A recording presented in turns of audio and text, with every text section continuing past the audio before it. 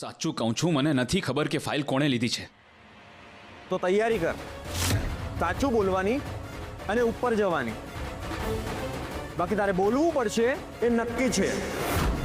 જોઈ લો તમારા નંગને, કદાચ છેલ્લી વાર.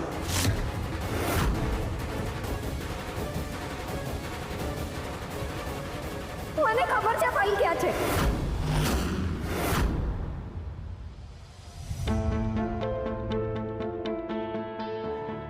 કાગળિયા લઈ શું કામ ગયો?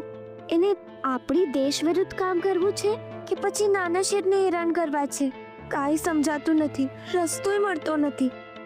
ના, મને નાનું નથી કરવાનું. નાના શેઠ જોડે આટલું થાય છે ને તોય નાના શેઠ જરાય ખરાબ વિચારે છે નહીં.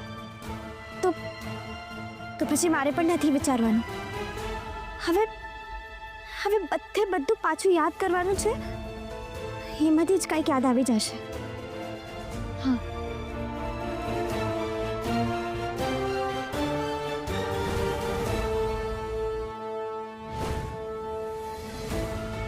હા, નાના શેઠ કહેતા હતા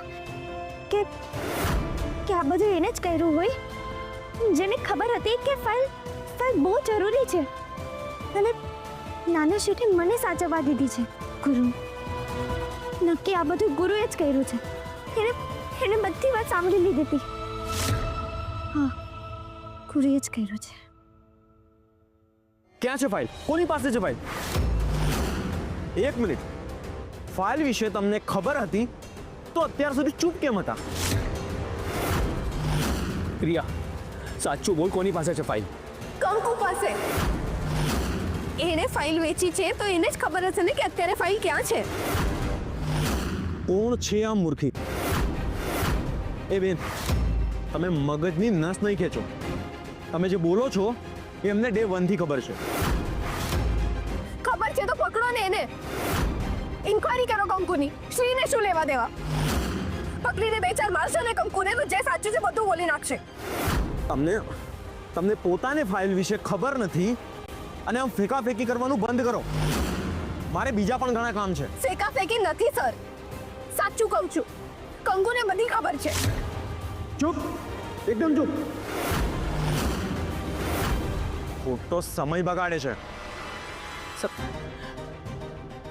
રિયા, ખબર ન હોય ને તો વચ્ચે બોલવાની જરૂર નથી. કંકુ આ બધામાં નિર્દોષ છે. તું શું કામ એને ફસાવે છે? કેમ કે એના લીધે તું અહીંયા આ રીતે ફસાયો છે. એના લીધે નહીં, જેને ફાઇલ ચોરી છે ને એના કારણે.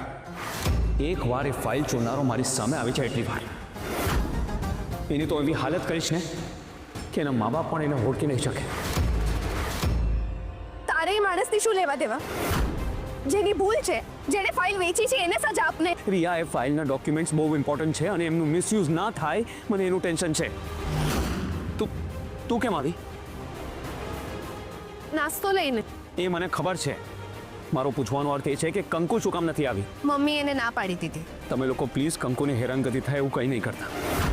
એ બિચારી એકલી છે, ઇનોસન્ટ છે. રિયા, એ હેરાન નહીં થાય એનું ધ્યાન રાખજો પ્લીઝ. વાહ શ્રી વાહ. પ્લીઝ, અહીંયા જેલમાં બેઠા બેઠા તને કંકુની ચિંતા છે.